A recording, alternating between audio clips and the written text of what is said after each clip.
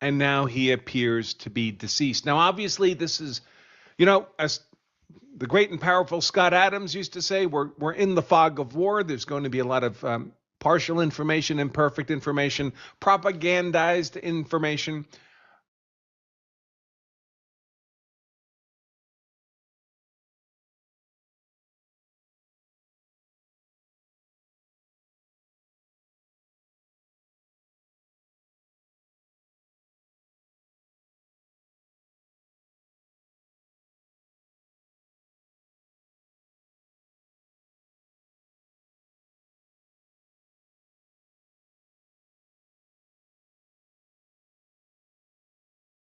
But I thought we'd take a look right away and see what kind of legal analysis we can do with the information we have at hand. Because, of course, the legal principles that would justify or not this use of force are not amorphous or ambiguous. The legal principles themselves are pretty straightforward. The black letter law of what justifies the use of deadly defensive force.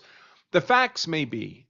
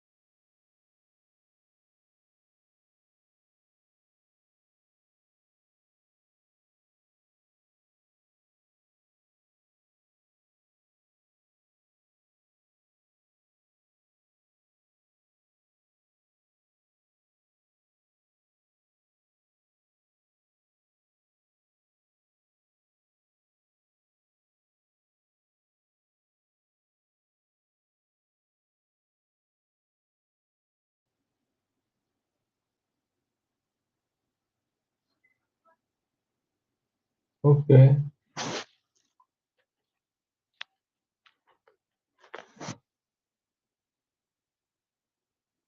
Give me 1 minute, y'all. 1 minute. Tap in though. Come on in. Y'all can come on in.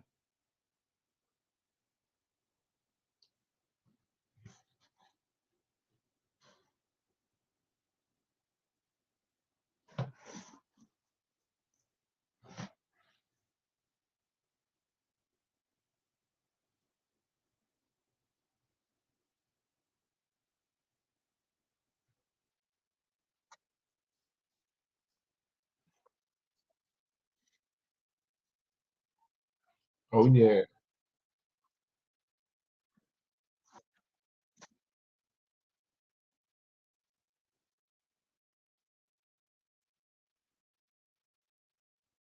Crazy time. I last night was on television about the firing of, the Supreme Court hearing around Lisa Cook, the Federal Reserve Yes. Board commissioner. Today, I was just on. That's why, for as viewers may not know this, but I literally was a couple minutes late to meet with you because I was just on television talking about this Jack Smith hearing in Congress. This is whiplash in a whirlwind time, certainly in legal news, my world, and it's just can't keep up. Okay, let's start with I noticed that Brett Kavanaugh was the most outspoken about the Lisa Cook thing. And I'm wondering if some of this is a reaction to how badly he has been branded in public for what they're calling the Kavanaugh stop. And I read that this branding was really like it really personally bothered him. And the Kavanaugh stop, of course, is that an ICE agent, because of the way you look, and those of you that are listening, Elliot has a little more melanin in his skin than I do, that they could legally stop him. So the guy that's on the show right now, he's an ex-ICE agent, right? So I guess he retired or whatever he did. But I wanted to bring this to y'all so y'all can see it from the ICE agent perspective, right? The video I had earlier, it went somewhere. I'll bring that back to y'all later on. Don't worry about it. But this is what y'all about to hear from the ICE agent. He's an ex, though.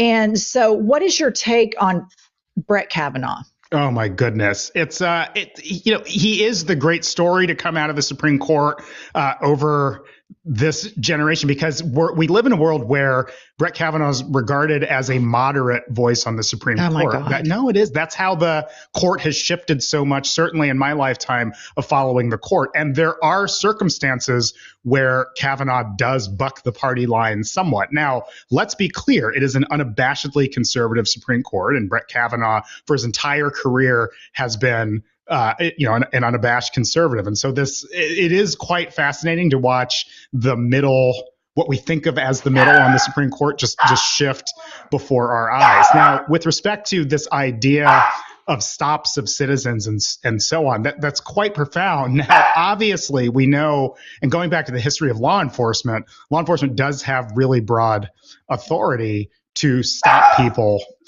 for a host of reasons. But ICE has lost the thread here, and in the huge incentives that they've been given to carry out their immigration enforcement mission, my gosh, look at what's happening around the country.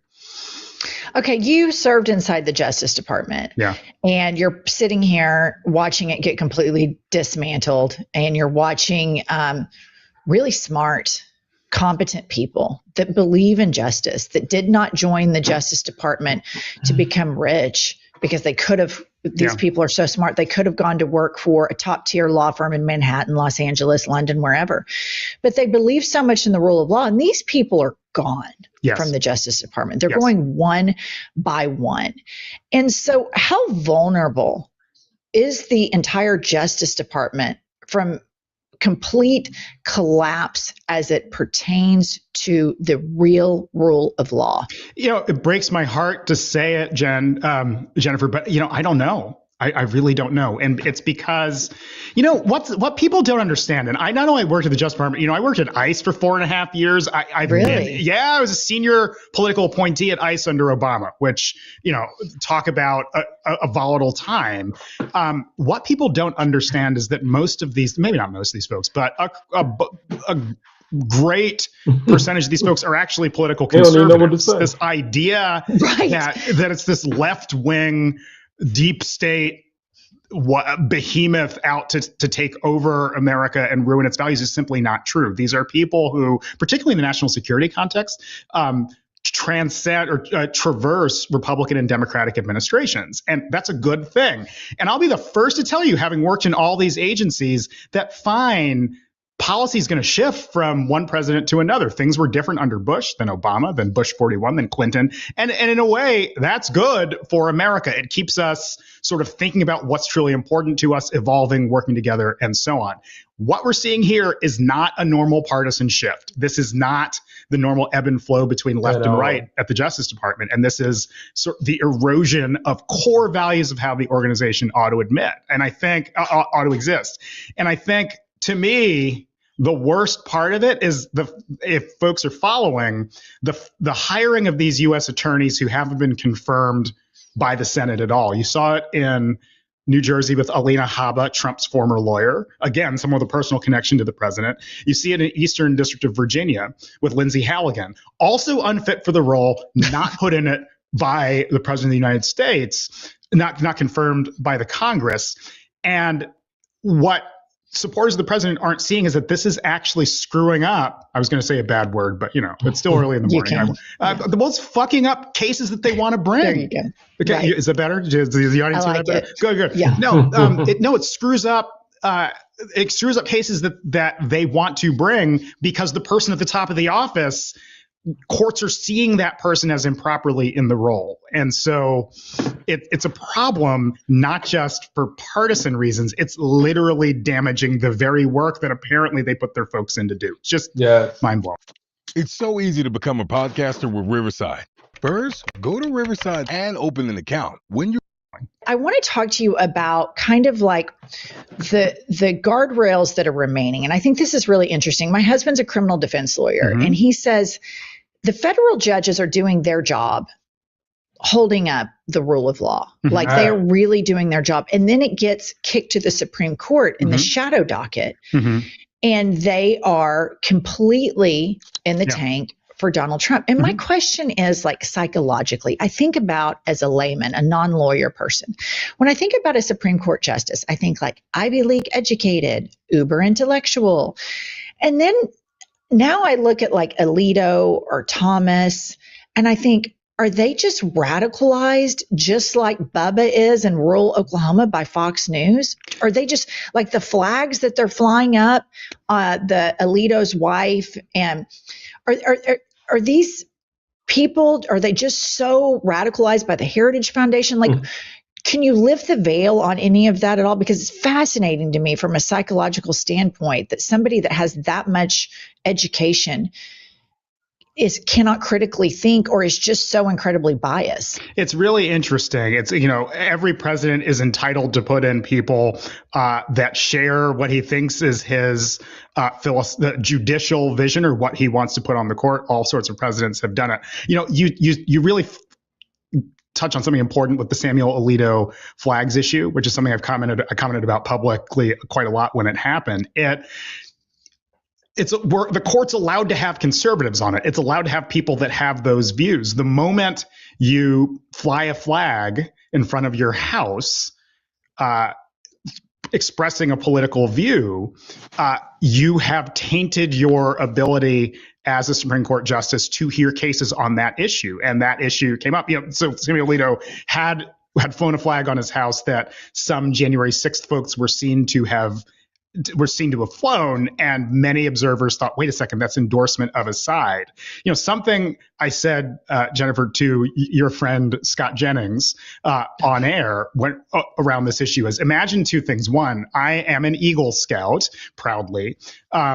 If I were a judge and flew a Boy Scouts of America banner on my house, and the Boy Scouts had a case before me, and they were being sued or suing somebody, I could not be, even if I were fair in my heart, I could not be seen as fair by the public based on the public position I'd taken on how I decorated my house. And the Alito thing was exactly that. So we've lost some of this veneer or notion that justices are or ought to be apolitical. And it just seems to have gotten more extreme in the past years. And actually losing that veneer, I had on last weekend authoritarian expert, Professor Ruth Ben-Ghiat, the best-selling author of Strongmen. And some of that flagrant behavior, like the rules that apply to everybody else don't apply to us, and the Supreme Court's acquiescence to him is intentional. It's an intentional part of this whole autocratic play. You brought up Scott Jennings, and you work, I appear on CNN, sometimes you appear on CNN, sometimes. How helpful do you think in the media landscape having somebody, and there's a lot of Scott Jennings, because Scott Jennings is not unique. You have this breed of men that support Donald Trump that are submissive, first and foremost. They get on the moral high ground and say, we're alphas and we're so tough and Donald Trump's our leader. Mind you, Donald Trump wears a full face of makeup every day. If he changes his mind in the morning, we're going to go to war with Greenland. And by the evening, he's been dog walked by NATO. They go, oh, brilliant, art of the deal. I mean, I've never seen they talk about women needing to be submissive to men in their Christian nationalist worldview. The submissive nature of the Scott Jennings and others towards Donald Trump. Do you think that type of whiplash is helpful in media? Because I kind of don't. Like, I don't think his messaging helps us. Yeah. It's interesting. It's definitely whiplash, and all of media is figuring out who they are and what their voices are in this world. Now, on this idea of toughness and versus submissiveness or whatever else, which is something fascinating that I've thought about quite a bit, and quite frankly, stay with me for a second, in the immigration context too, so much of what governs policy coming out of Washington right now is about the toughness and the masculinity and the aggressiveness. If you look at ICE's Twitter feed or Instagram feed, I don't know if you do. I've seen it, unfortunately. Namaste, Om. I can't imagine you're a loyal follower, but no, it's all about how tough and how mean you can be to people. And I get back to this point again and again and again. It's okay for there to be political differences, but cruelty and meanness is never okay, no matter what the political party. And by way of example, the thing in immigration policy that I think is just, of all the things to be mad about, removing people from the United States to countries that they're not from and don't live in. No, if I wish folks would stop and think critical, even Trump adjacent people would just stop and think about what that actually means. And we as a nation, the law says that we can remove people from the country if they're not here lawfully. That's been the law for quite some time, but we got to make some effort to get them back to their own home. Just think about the intentional saber rattling cruelty that it is to take someone who's, say, from Jamaica or Mexico or whatever else and put them on the plane to sub-Saharan Africa where they don't speak the language and don't have family ties or anything like that. That's all about toughness and fear and not about actually solving some of the political and policy differences that we have in the country. It's that, of all the ICE things, and I say this as a former ICE person, of all the ICE things, that act among, well, I don't want to say of all of them because there's a lot that ought to break your heart right now, but that's really bad. It is and a lot. I agree with you that it's okay to have political differences, and those political differences should be televised, and we should have critical thinking conversations about these things. I do not see my differences with the Scott Jennings of the world as political differences. Yeah. I see them as moral differences.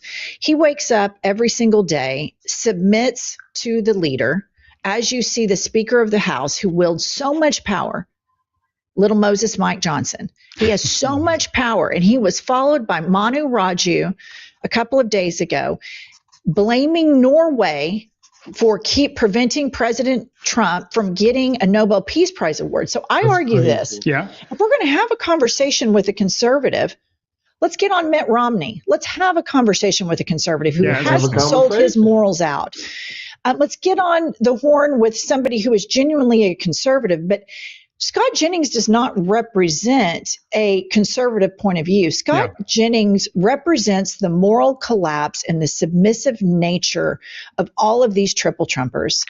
And he gets on every day and provides a permission structure. These are our talking points. And I think it's really damaging because he doesn't humanize these people, these little kids that ICE is stopping and asking for their papers. There's no humanization on the other side. So for me, my differences with Jennings, not political, totally moral. Cosmic, but where I think it's even more acute, and you talked about it in the lead up there, it's with Congress. And let me explain. And let's use my personal example as somebody that worked at ICE with a Democratic and Republican Congresses, right? Both times we had tremendous pressure from Congress over the actions the agency was taking and doing. Democrats did not like when ICE would go into workplaces like a meatpacking plant or whatever and just start rounding people up. And the policy very early on in the Obama administration shifted because of pressure from Democrats in Congress. Congress said, we don't like what you're doing. It's not who we are. It's not what we're paying you to do. And you got to stop that kind of activity, right?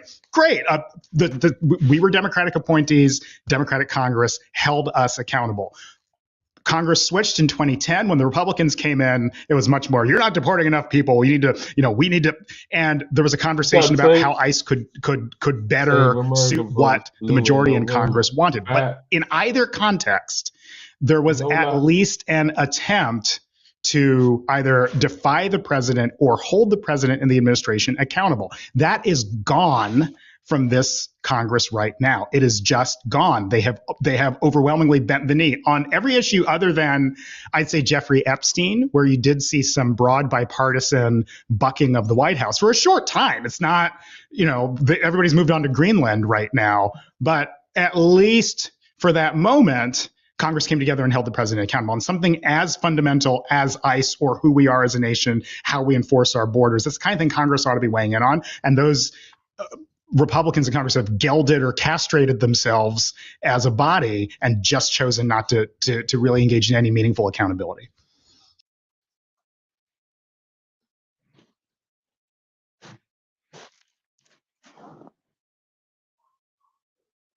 Okay, I'm going to ask you this question, personal perspective. Having worked in ICE and seeing what the Trump regime has turned ICE into. Yes.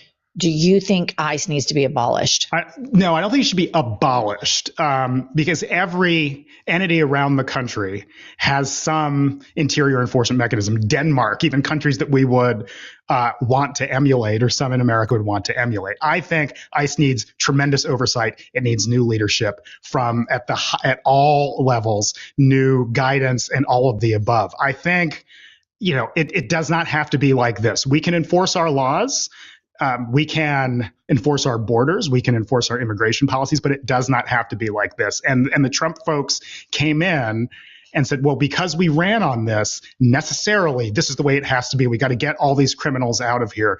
Even that fact is a huge distortion of the truth. Of course, there are people who are unlawfully present in America who have broken the law. Of course there are. That does not mean that abuela at the bodega is of the same status of somebody who has committed a rape or arson or a homicide. And there actually aren't nearly as many of those folks that the Trump administration wants you to believe that there are. And they've used this national security crime, racially coded, if not vuvuzela shouted racism to drum up support for what they're doing. It does not have to be like that. We can still enforce our laws and not have it be like that. So I don't think that's scrapping undoing the entire agency, because what do you replace it with? And if someone has a good idea for what to replace it with, I'm all ears for it. But I think you just start over. Maybe even break the whole Department of Homeland Security up, because it's just such a behemoth that no one person can manage effectively. You heard me.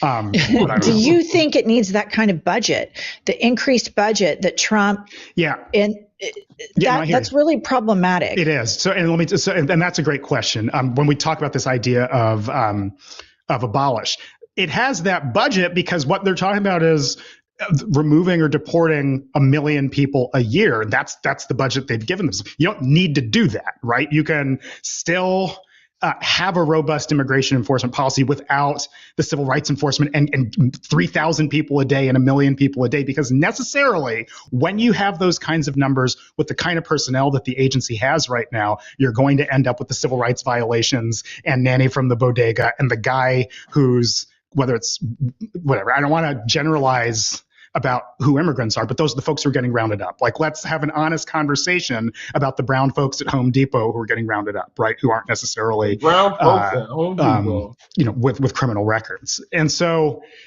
that budget, they plussed up that budget to be able to do that, which does not need to happen. And if it's all about safety and national security and the folks who are killing our livestock or people, get them out, right? Or just figure out. We know it's not about that. We know it's about racism. Yeah. We know it is. We know that Stephen Miller has said that he wants to deport 100 million people.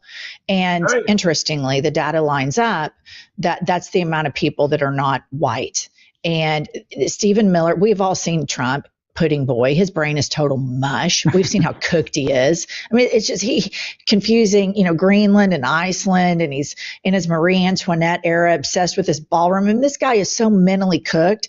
Stephen Miller, they call Mr. Prime Minister, and this man is diabolical. This man intentionally uses Nazi language, Nazi propaganda, Nazi fonts, and he wants this to be a white country, crazy, and America is for Americans and Americans only. That's what he said, which is what Goebbels said about. Listen, everybody hating Trump right now. Everybody's hating Trump right now. You hear me? Everybody for what Trump is doing. But listen, y'all voted for Trump. Y'all voted for Trump to come in the building. Now Trump is in the building. Now Trump showing his ass. You feel what I'm saying? So, hey, it's y'all fault. We just got to deal with it. We got 3 more years with Trump, yo. 3 more years with him, man. 3 more years. It's going to be a sad 3 more years, man. Tap in. Germany. Yeah. And so this is about racism. And I don't know. You're smarter than me regarding this because you've been in government. I haven't. I'm a podcaster. My impulse is to say we need to abolish ICE, but I'm always open to being evolutionary in my thoughts. And I do believe we have to have, some sort of border enforcement. I feel like this agency is so cooked. And I feel like the type of people it's recruited are broken. God. This murderer was a 10-year veteran, a firearms instructor, 3 lethal shots. The first 2 weren't lethal. An autopsy is coming out right now. The third was. And afterwards, he called her a fucking bitch. This whole group, my black friends were like, fuck, dang, if they're killing white women like that in the street. We're next. I mean, that. I think, there's a few things there. I think, yes, if it's just a question of, when I'm asked the question, do you think we should abolish ICE? My response is, okay, well, but then what would you replace it with, right? And the answer can't be nothing. I think both as a policy and practical matter, but also as a political matter, it's probably Democrats coming with the argument. You have to have some answer as to what's next. Now, there might be a really smart answer to be had of just reframing our whole thinking about immigration and our whole immigration apparatus. But not unlike the whole concept of defunding the police, the term means the worst name. It's the worst name, and it means more on the planet. It's the worst name, and it also means more things than just that one phrase said. So, abolish ICE star, and then beyond that, I want to respond to the Greenland, Iceland thing that you noted. And let's play this game. I hate playing this game, but we're going to play a game called What If Obama, right? And it just, it's okay, man. You want to have an imperialist policy? Okay, that's you. Well, a new president will come in soon and not have that, right? If Joe Biden or Barack or George W. Bush had, with that frequency and that consistency, not even mispronounced, got the name of the country wrong of an entity that was ostensibly his main focus right now, the world would be, America would be going bonkers, the media would be going bonkers. And again, it's just another instance of something on which Donald Trump really was allowed to have a free pass on something that other presidents would have been eviscerated for. And again, Totally. look, I'm in public life. I speak. I just wrote the book 5 Bullets. I'm out there a lot. I misspeak all the time. The internet lets me know when I misspeak and say something wrong all the time. Oh my God, you might have haters. I don't know. I don't really check the internet. I don't know. But needless to say, one or two there, but for the grace of God, go we, right? And sometimes, I said things I shouldn't say and had to walk them back. Okay, right? I'm human. That's a biggie. And that's a biggie from an 80-year-old man. And that's a biggie from an 80-year-old man whose critics were quite successful in piling on another 80-year-old man who was president of the United States a few years ago. So I've been so struck by the Iceland, Greenland flub. But all of these things, in my opinion, are connected to everything we've spoken about.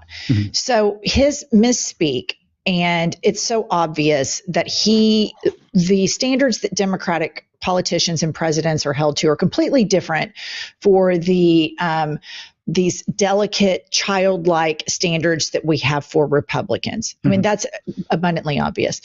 But as a commentator, a podcaster, I criticize both Republicans and Democrats. Oh, yeah. And I'm taking it back to Scott Jennings. And again, he's an example of the one that hits the news the most of this group of hive mind, submissive men towards this tyranny that Donald Trump is wanting to impose on the United States. And that's what he wants more than anything. He wants it to just be ruled by him. But all of these things are connected, because if anybody inside that Death Star, inside this submissive it's fully operational. Yeah. If anybody would say, you know what, he does seem like a pudding brain, he does seem cooked, then that starts putting pressure on the Congress people and the constituents. But when they provide a permission structure for this batshit stuff to go on and on and on, that's where I think mainstream corporate media gives an assist. And think about how hard they were on Obama, that tan suit. Think about how hard they were on Joe Biden. You know what? I think that's healthy. I think if you're going to run for president, you're ready, a big boy, you got to have thick skin, and they're going to come after you. You can't play victim and have a bunch of sycophants fluffing you on CNN all the time. You've got to be ready from your own party, from everybody, every which direction. But this guy, pudding boy, he's so thin-skinned, but nobody inside his movement, except for, much to my surprise, Marjorie Taylor Greene. I know, man. What was that on your bingo board? Criticism. Right. Yeah. No.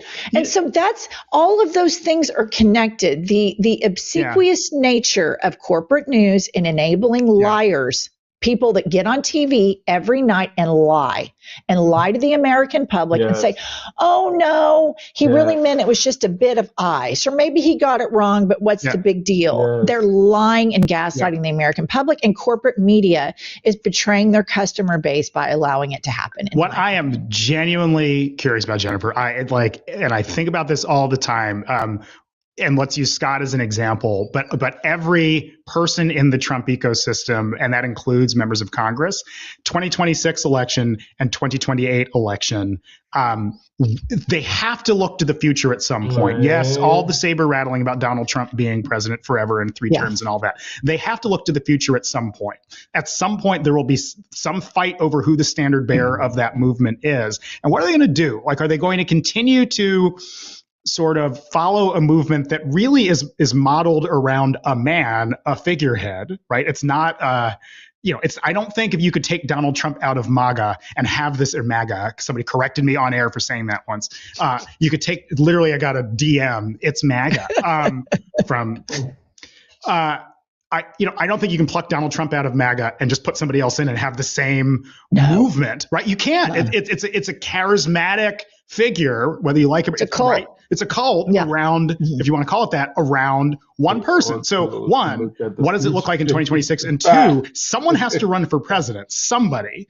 And someone can, whether it's J.D. Vance or Marco Rubio or whoever else, and can purport to be carrying the mantle of MAGA, right? but what's that going to look like? And it's going to, like, will it be faction? It's going to be worse. It's going to be, right? So like, because George W. Bush, Reagan, corporate democratic policies incubated this. And what MAGA is incubating is going to be worse. Look no further than Nick Fuentes' growing popularity and the Groypers. Yes. Look at J.D. Vance, who becomes more psychopathic by the day. He is a man who has a woman whose parents were immigrants from India. He has mixed race children, and he echoes white nationalist talking points. So what comes after Trump is worse. What this is incubating is far worse. Yeah. But I also think the electorate is getting smarter throughout all of this. I think getting off of the propaganda from corporate media is making people smarter. I think the autopsy of how the fuck did we lose an election to this moron that tried to overturn the government, hang as vice president, is a convicted felon. For me personally, it has made me really look into, I know I'm never going to change the Republican Party. I've lived in Oklahoma. These people, these crusty old white folks, they're never going to change. I get it. But urban areas and my participation in buying into a lot of the propaganda from the Democratic Party, which was really, for me, the Democratic Party was a savior in Oklahoma because it prevented an Obama presidency. A Kamala presidency meant that women in my state, if they got raped by their uncle, could go have an abortion. This type of presidency means you're going to be completely dehumanized. But there is a big awakening, I think, that's happening in the Democratic Party, where we are starting to realize that after Citizens United, it damaged Republicans, of course, but it damaged a part of the Democratic Party, and we lost our way. Yeah. And I'm really happy to see that Zoran, at the perfect timing, showed, and whether you call him a democratic socialist or whether he's for really regulated capitalism is irrelevant. Yeah. It showed what the heart and soul of the Democratic Party is supposed to be. Yeah. And look, I repeatedly on air made the argument about Mayor Mamdani as he was running, saying, everybody, he's actually tapping into a lot of the arguments that Donald Trump tapped into, but just in different packaging. And a lot of people say, that's crazy. He's a socialist. He's a this. He's a that. And I'm like, no, there's a Venn diagram, and you don't get that far to jump from Zoran, believe me, Zoran Mamdani to Donald Trump. Like, there are corners of folks who are curious about them. Something, I know you mentioned my book at the top of the show. Something that comes up, and I interviewed this guy Bernard Getz, the subway vigilante shooter, in the book, and hearing this man from the 1980s, this sort of bigoted white guy and all kinds of stuff, but hearing him talk about his politics, I said, and I put it in the book, this guy is at the intersection of RFK, Donald Trump, and Bernie Sanders. Like, his views of populists, of the media, of mainstream media, of fat cats, and everybody's scratching their back for some political game. And it just takes one smart politician. The first time it was Donald Trump. It'll just take another smart politician to figure out what that special sauce is that brings those folks together. But no, I think, to your point about what happens to MAGA, just so I don't mispronounce it again, all those forces are, I don't know if they're going to break up MAGA into the Nick Fuentes wing, into the Marco Rubio foreign policy wing, into the economic conservative or social conservative. Who knows, right? Who knows what it's going to look like? But a lot of it right now is around Donald Trump, the guy, not MAGA, the movement. He's the leader of this authoritarian cult. He's the cult of personality, and you're going to have their fissures are already happening. Yeah, you have Tucker Carlson, Marjorie Taylor Greene. But here's what's going to piss me off the most: if he either drops dead or is voted out, one of those two scenarios. Here's what's going to really piss me off the most: the total racist continuing to be total racist. Whatever, we all know what that is. Yeah, it's going to be the Marco Rubios that trot out and say, I was trying to be the voice in the room, the voice of reason in the room. I know.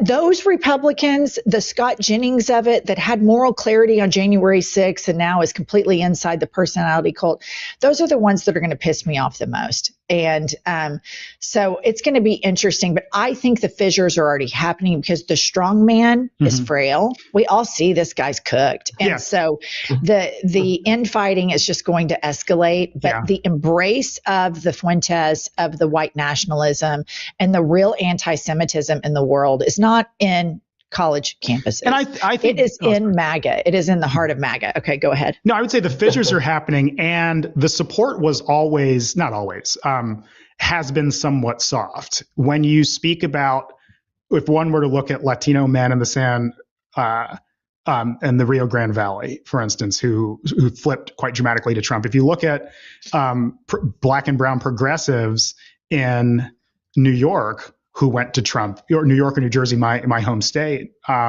were to go to Trump, that's thin support. It's not, they've not created, and that's not a knock on the president, but they just haven't created a generation of black conservatives in New York City. It was an economic populist. No, I'm just like, come on, man. It's an economic populist message to people that felt in pain and suffering, felt that the parties and the Democratic Party was not looking out for them and didn't care about them, didn't care about their public safety, didn't care about their economic needs, didn't listen to them even about immigration at times, and turned to what felt like an attractive option. That was a somewhat thin rationale. Maybe not, you know what I mean when I say thin. It's not dyed-in-the-wool, deeply held beliefs. And those folks for the Democratic Party, I do believe, are gettable.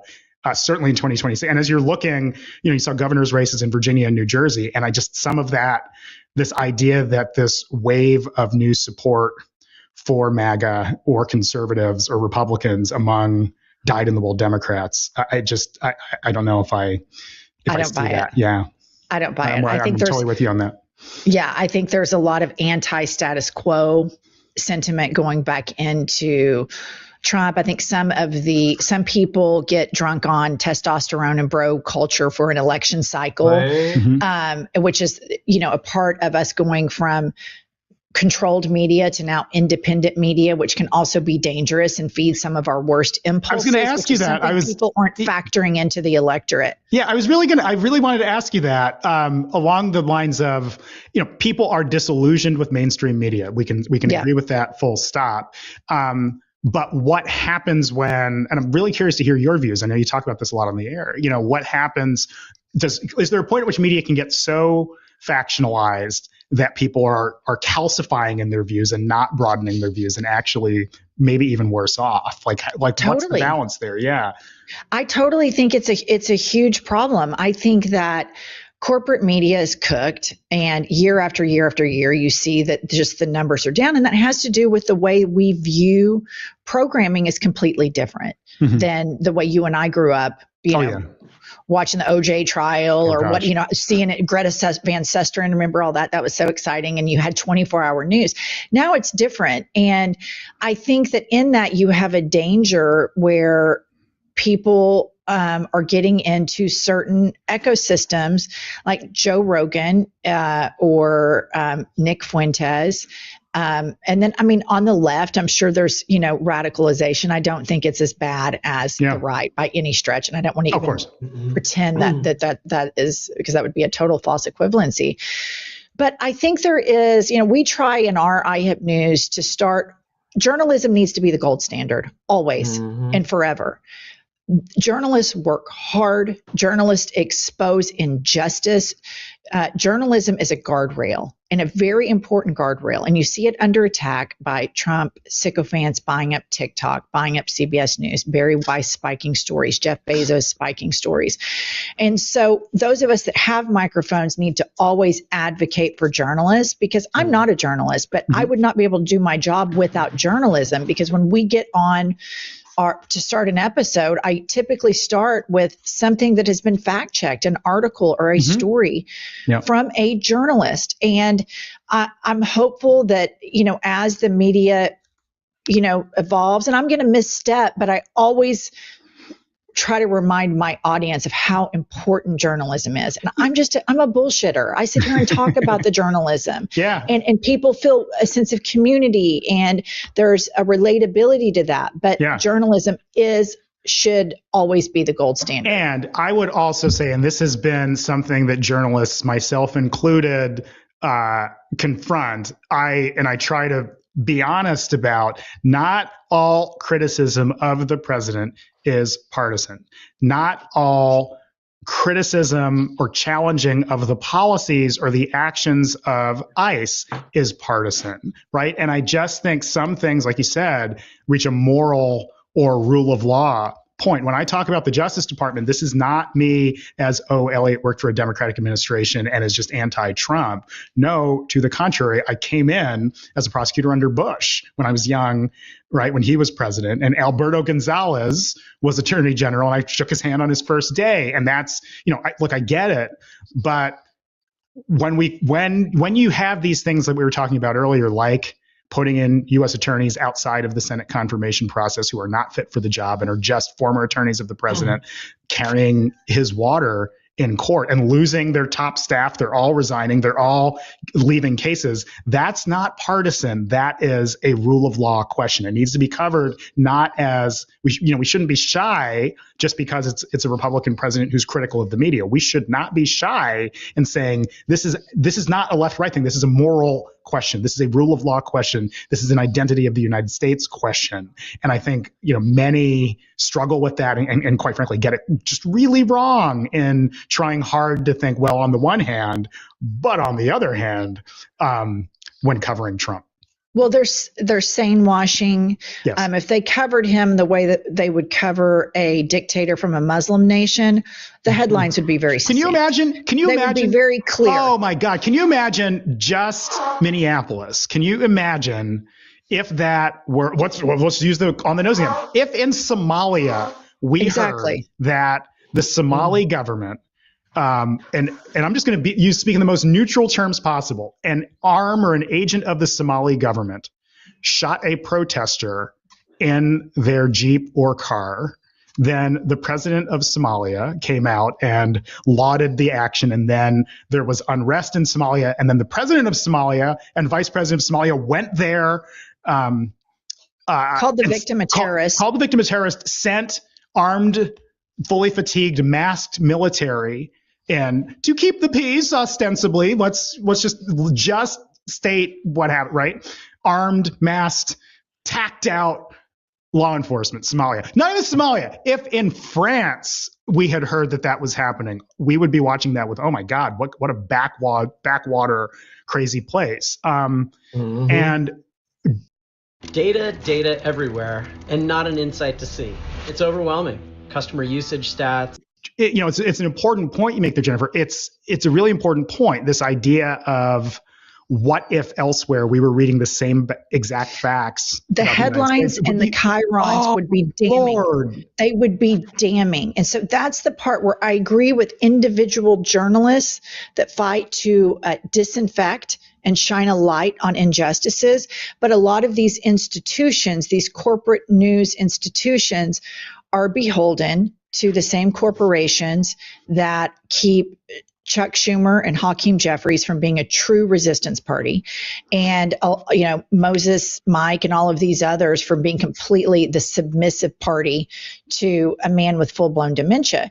And so there's going to be an autopsy. I think there's an awakening already happening and an autopsy of all of this, but there's so much culpability, and there's been so much incubation of this MAGA movement before he ever came down the escalator. Living in a red state around Christian nationalists, I was not surprised by any of this, because he's a mega church pastor. He's a grifter, makeup, the swirl. I mean, this guy is just like every asshole mega church pastor in white evangelical America.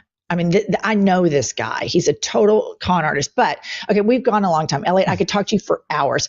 Tell us about your book, 5 Bullets. Okay, great. Many people, thank you for asking. So I've been talking about it all week, and I've got a copy of it right here. Hold on.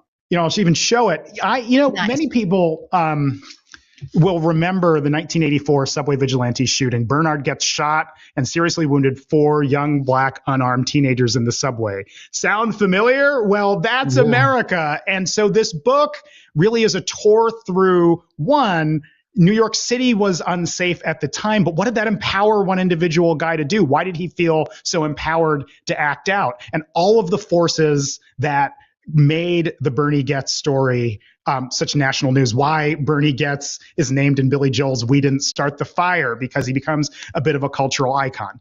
Let me say, something that comes up in a lot of I've Had It broadcasts and comes up a lot in my book and may resonate with your people is this idea of media bias and corporate media and so on. And I have an entire chapter in this book, 5 Bullets, about Rupert Murdoch's takeover of the New York Post in 1976 or 1977, which totally turbocharged coverage of crime in New York City to frighten people, to make them more scared, to put big headlines, wink, nod, there are black folks running the streets and they're coming for you. And it was all, and you can read it all about this chapter in 5 Bullets, it's all about how that one moment in a media takeover shifted the country's, the city's coverage of crime.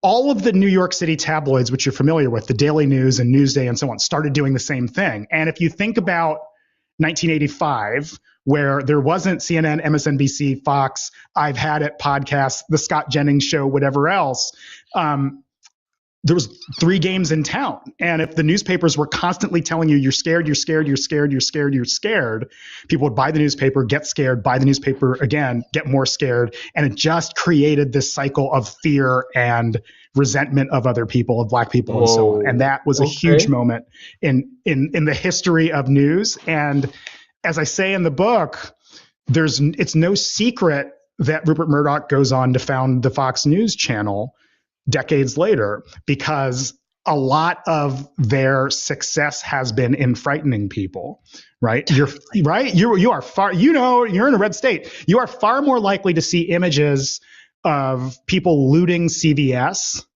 than you are to see, if you were to pan the camera, okay, looting, black folks stealing diapers from CVS or whatever. If you pan the camera to the right in that city, there's probably a park that has children playing in it that used to be a place where crack lords and organized crime ran their stuff 20 or 30 years ago. But you're not seeing that. What you're seeing is the looting, which is a crime, but that's what, going back to that moment in 1977 media, that's what they've chosen to focus on. And it just makes people angrier. It hardens their views. It makes them more bigoted. It makes them more angry. And it makes vigilante shootings like the one Bernie Goetz engaged in more likely and more common. So it's really a look at, it's taking one moment in America and broadening it to why are we so obsessed with vigilantes and this white guy today.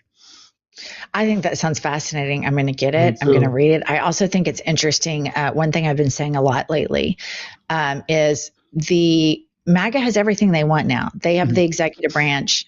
They have the Supreme Court. They have the legislative branch. They have all of the oligarchs that have bent the knee to them.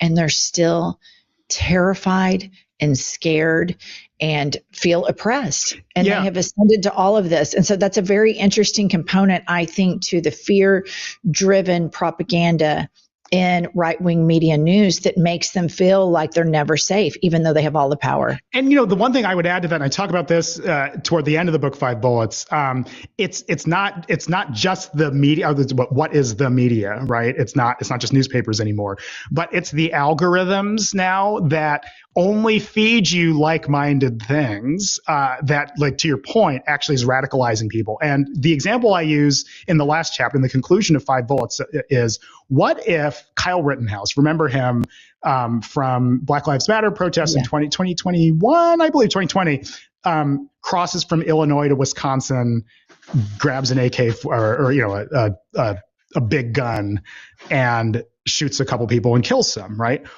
What if Kyle Rittenhouse didn't have an Instagram feed or TikTok feed or Twitter feed constantly feeding him images of Kenosha, Wisconsin burning? What if he wasn't in an echo chamber, as many people are, of, this Black Lives Matter and Antifa are taking the city down and, oh my God, we're going to lose Kenosha. You have to get there, right? He might have been supportive, he might have been anti-BLM or supportive of, the cause, whatever. But I don't know if he crosses state lines and brings a gun and starts shooting people. It's just, that's the algorithm. We are all slaves to what tech companies are sort of, it makes us hungrier when we see things that we agree with and sort of make us madder. And the maddest stuff, the most aggressive stuff, is what gets boosted. And it has even more than any newspaper headline in Rupert Murdoch's New York Post, or maybe even more than Fox News. That's the thing that is driving people bonkers and going to lead to more violence, I think, over time. Mm-hmm. And I think it's only going to get worse. Oh. Your next book can be How to Be a Good Person as You Navigate Your Algorithm. Yeah. Elliot Williams, thank you so much for joining me on iHip News. I want to collaborate again. Oh, this is great. Yeah, it was awesome.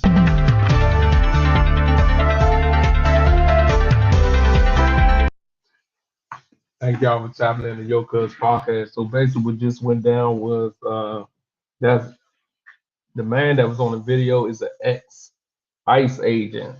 And he was just telling you how it is. Like, they train to go. That's what they do. They train to kill people. Why? I just thought Marines do that, but I guess all the people with the guns do that. So listen, man, stay away from the guns. If you see ICE agents coming towards you, run. The troopers, run. Regular police, run. I'll catch y'all on the next video. Go.